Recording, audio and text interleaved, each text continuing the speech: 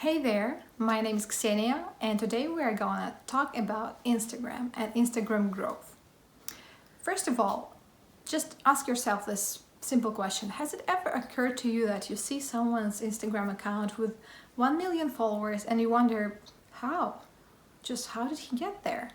And one thing is, if it's a celebrity, if it's someone who's well known for his personal achievements, for example, it's a famous artist or a famous singer, then obviously, well, there's no question about that million and sometimes 2, 3 and more millions of followers. But when you see someone that you never heard of, but he has a massive following and they seem to be authentic, you ask yourself, how? How did he get there? For example, it's a fitness coach and you wonder, wait, I'm a fitness coach too? How do I do this? And that's the point where people and entrepreneurs usually start looking for ways to grow organically. And honestly, it's a great thing at the start. You can start easily on your own and not invest anything into your account. You can just post a lot of content, use different organic methods, and you're gonna grow slowly, but you will grow.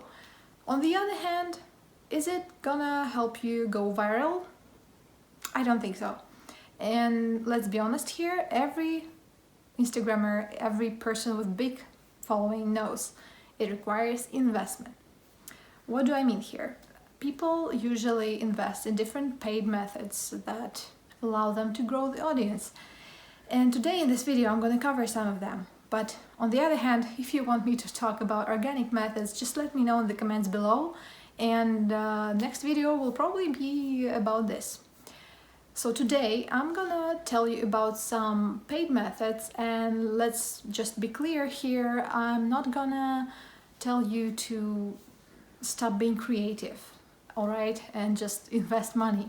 Thing is, if there's no content, no advertising, no money is gonna help you become amazing on Instagram. No money is gonna buy you great reach and engaging following if you don't post anything.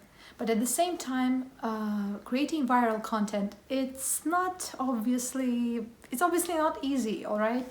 And even if you post some adorable stuff, something very useful, it doesn't guarantee you that you're gonna be seen. So today, if you want to boost your Instagram or your business, your personal brand with Instagram, just keep watching. Here it is, method number 1, paid ads. You've probably heard and seen a lot of sponsored posts. You heard that you can promote your business or your account directly on Instagram and see someone else's businesses and brands in your feed, in your stories, in other people's accounts. But mainly paid ads, they allow you to boost your post and increase your reach easily just by investing some money. How do you do this? First of all, let me just mention that in the previous video, I will leave the link down below. I mentioned the job of paid ads manager for someone who is interested in working in this area. But if not, I'll just tell you right now how does it work. So first of all, on your Instagram, you have to make it a business or a creator's account. So go to the settings and switch from personal account to the business or creator's account. What does it do for you?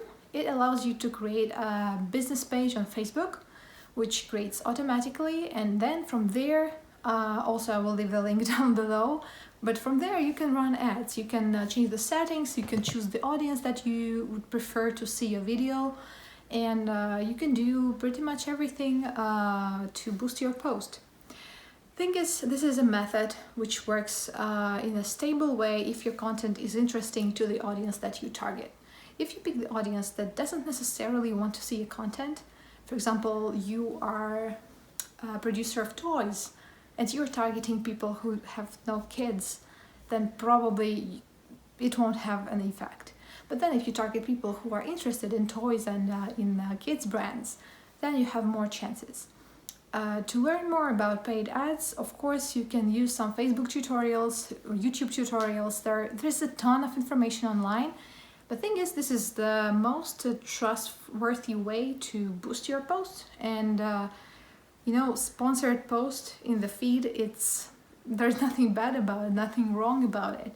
And I've heard some questions from some of my clients like, is it okay if someone sees in my feed, in his feed, that there's my post but it's sponsored? And truth is, if it's already your follower, but you actually didn't want your followers to see your ads, then probably there is a problem with the settings. But on the other hand, if you really think that it's okay if your followers see your ads, no problem. You really shouldn't worry about it, because it depends on your goals, and sponsored posts are really a great method to grow. Method number 2, giveaways. And here is a quick disclaimer. I personally do not think that giveaways represent a long-term strategy and a long-term solution for growth. But on the other hand, practice shows that if you really work for numbers and you really need numbers, giveaways allow you to grow fast. So how does it work? I'm pretty sure you've already participated in some giveaways in your life, but what it actually represents. For example, an influencer decides to give away a beauty box to some of his followers. The condition to participate is easy. So the influencer announces this in a post, that there is a contest, there is a giveaway, you feel free to participate. All you have to do is to follow me, tag some of your friends, maybe mention the post in the stories. The conditions can be different. Honestly, right now, a lot of bloggers and users, they kind of play with these conditions. They collaborate with other users to create massive giveaways, which is another topic I'm going to talk about just a bit later. But the thing is, the strategy here is quite simple. After a certain period of time, the giveaway ends, and the influencer, the user, he picks a winner just randomly by chance. And there's a ton of ways to do this. You can do it just by scrolling like this, but you can also use some service or a bot. It's up to you. My personal advice would be to always be transparent with your followers, because let me tell you one funny story which happened with one of our clients. When I say our clients, I mean me and my agency. We have a social media marketing agency. And it happened with one of the clients when we had a giveaway. There was less than 1,000 comments on the post with a giveaway. The prize was, there were 2 shirts, one women's shirt and one men's shirt. What happened is our manager, she really randomly picked 2 people, a guy and a girl, who were not commenting one after another. She was just literally scrolling like this, not looking, and then just stopped. She didn't know them. Like, it didn't occur to her that there is a problem. The problem was she didn't record the picking, which is a bad thing. I'm teaching you this right now. Please, if you make a giveaway, please be transparent and as honest as you can with your followers. Because if you're not, or if you're honest but there is no proof that you pick someone randomly, you might face some hatred. Because what happened to us is that these 2 people that we picked turned out to be married. A married couple, and the audience and all the following thought that it was a scam, that they were not real, they were our friends, it was all fake. So a lot of unfollowing and certain backlash happened, which was a great lesson for us. Just record the picking. Truth is, for the future, you should know that if you want to pick someone from your friends, it's really not the best idea, because it does damage your reputation and your image, which I know some brands do, but in the end it's quite easy to uncover those who are dishonest with their followers. And I mentioned quickly this method when influencers, they collaborate, they unite together to make a huge giveaway, which is a big trend right now. For example, the prize can be something huge like $1 million, like $100,000, or a car, a Mercedes. So how do they actually give away such huge prizes, right? It's enormous. You have to be filthy rich to allow yourself to give away such stuff, right? Truth is, a lot of influencers, they make this sort of giveaway pool where they unite for a giveaway. So each of them invests a certain amount of money to buy the prizes. So there can be actually multiple prizes, not just one. And the condition of the giveaway is usually that you have to follow all these influencers. Easy, right?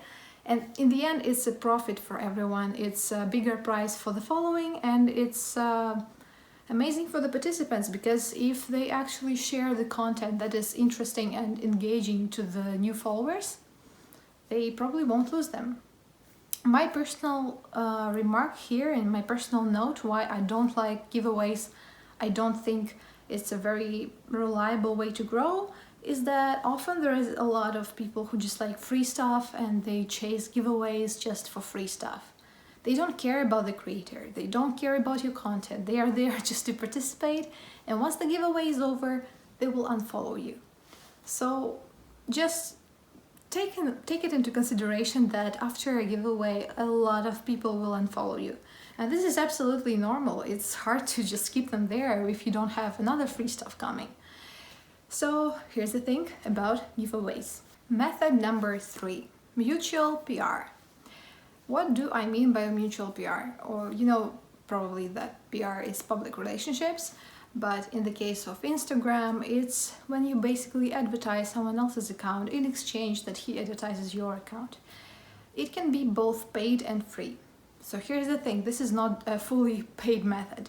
How does it work? You find someone who has an audience similar to yours or similar to the audience that you want to get and you want to be following you, and you approach this blogger suggesting that you advertise his account, he advertises yours.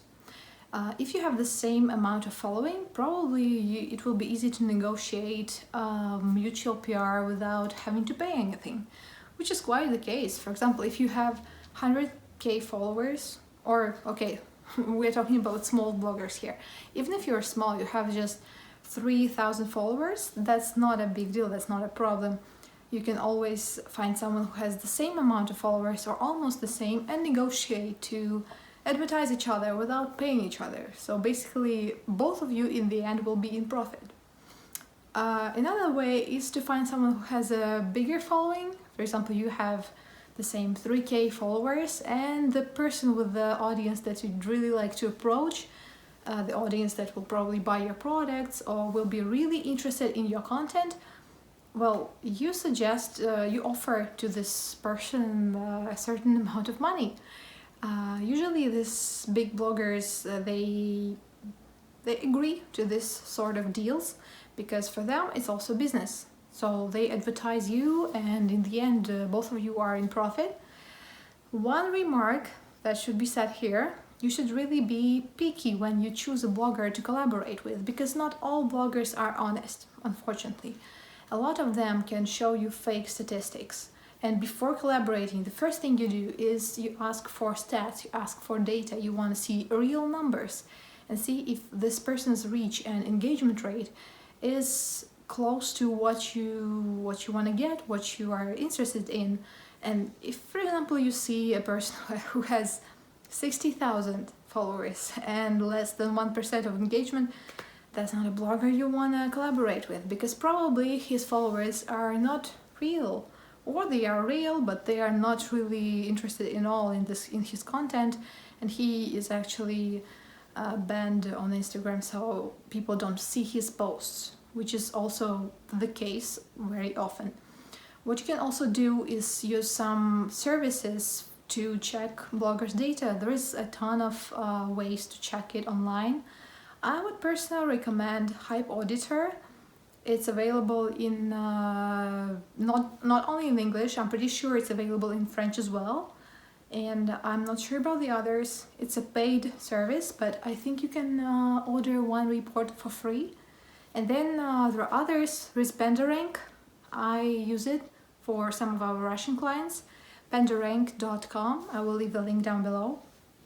I think it's available in English as well. And that's where you can track the data about the followers of the account you're interested in. So mutual PR, in the end, is a very good source and it's quite authentic. Just make sure that the blogger who is advertising your page making it naturally, because sometimes what they do is that they just read the script in front of the camera And it's so obvious. It's just, they sit there and they're like, yeah, so I think this blogger, no, he's very authentic and cool and he shares cool stuff about traveling. Here it is, just follow. And it's not that I'm kidding, I'm probably exaggerating a little bit, but it did happen to me many times to see this sort of advertising on the pages of bloggers that I was following, and I think that's a pity, that's irresponsible. So you have to be really careful with person you pick and check if you did this sort of collaborations before, just to see how it works. Number 4, challenges. What are they? Challenge is usually, it can be different. First of all, it can be an educational challenge, an entertaining challenge, a training challenge. There's a different sort of stuff going on, but you have to pick a niche. You have to make a challenge relatable to what you're doing, what your business is doing, or what your personal brand represents. Then you have a defined set of time when you give your followers certain tasks that they have to complete by the end of the time. Truth is, in the end, you pick one or a few winners, but on the other hand, you grow your following. Let me give you an example to make it more simple. A lot of women, they want to lose weight, which is quite a huge thing on Instagram especially. And a lot of women, they create special communities devoted to those who want to get back in shape. For those who want to grow using this method, it's probably very individual because you cannot really use challenges for every sort of niche and business. But for example, if you are owning a business that is related to fitness and training, then making a sort of challenge that will help people gain more muscles or lose more weight is a perfect example. How can you do this? You can either do it using your own page and your current followers, and just invest into paid ads to grow the following and attract more people. You can also pay other bloggers in the same niche to get more attention to your challenge and grow your reach. But on the other hand, what a lot of people do, and what I think is the best option, is to create a separate page for your challenge community, especially if you want to make it a long-term thing. If we're talking about a 1-week challenge, then no, there's no point. But if we're talking about a 1, 2, 3 month challenge, then yes, create a new account. Should be a business account as well, so that you can run ads there, and try to attract as many people to that page. And don't forget to mention that you are the organizer. Use your own page tags and mention everywhere who is actually running the challenge, so that people have some attention and have some awareness about you and your brand, your personal brand or your business. Truth is, this is a method that is probably not used way too much in Western Europe and the US or Latin America, though I'm not sure about Latin America. But in the Eastern Europe and in Russia, it's very common and it's a huge thing, and it does bring results. Method number 5, stories mass looking. Probably you've noticed in your stories when you check who have seen them, in the end there is usually not just 1, 2, 3, but a dozen of people or even more. People you have no idea who they are, they don't follow you, and they are quite often people with a big following. They can be even celebrities, which I notice more and more often. So what is this? They are simply using special services for stories mass looking. So an automatic bot actually looks at your stories and answers to your DM questions and this kind of thing. There are different kind of settings. You can actually make a lot of automated stuff there. But truth is, it's an automatic service that makes everything for you, so you don't have to personally scroll the feed forever, look at someone else's stories, check someone else's feeds. It's absolutely unnecessary. All you have to do is find this sort of service, pay them for a certain period of time, and just see how it goes. Usually you can also pick an audience who will be seeing whose stories you're gonna watch. For example, if you are, let's just say you are a fitness studio. I'm talking a lot about fitness today, sorry. If you're a fitness studio and you think that your competitor is probably having a massive audience because they are amazing and you want to be like them and you don't know where to start apart from improving your own service, but on Instagram, if you want to grow and look more like your competitors or even better, if you pick stories mass looking, go check the audience of that person, of that studio, the competitor one, and use it as the audience whose stories you're gonna watch. Obviously, you're not gonna do it like on your own with your own hands. It's a bot that is gonna do it for you. Very simple, and it's cheap. So it depends on the country and it depends on the service, but these services are really cheap. There is one thing that has to be mentioned, that Instagram, it doesn't really encourage this sort of services. So if you put the settings where you watch a lot of stories, that's all right. But if you also engage with many stories, which also you can pick this option, and for example, when people use some polls or countdowns in their stories and you answer everything, track everything, Instagram can track it as some extra activities, like something unusual, and they can actually ban you for this. Unfortunately, it happened to one of my accounts once. It was easy to restore it, but I'm telling you from my personal experience, there is nothing fun about it. So you have to be really careful with the service that you pick.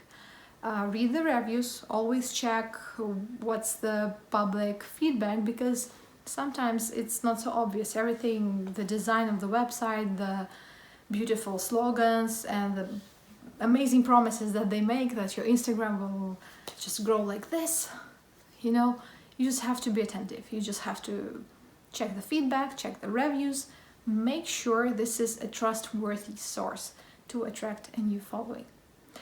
So here it is. These were the 5 methods for growing your Instagram, not for free, but sometimes you can do it even for free. And in the end, I just want to mention once again that if there is no content, if you don't create and you don't post anything useful and interesting to your audience, there is no way you can make them engage with it. There is no way they're gonna follow you. So make sure you do both and you keep creating, and at the same time you invest into your growth. Thank you for watching, and click subscribe. I keep forgetting what do I have to say in this part. Really, I do. I know that you have to click subscribe if you really like it, and please press the like button if you really enjoyed it. If you didn't, let me know why. I just really want to improve, because this is only my 2nd video, and you know, I want to share something really useful for you, and I really want this channel to grow and share more information that I wish I had just given away to me like this. Thank you for watching.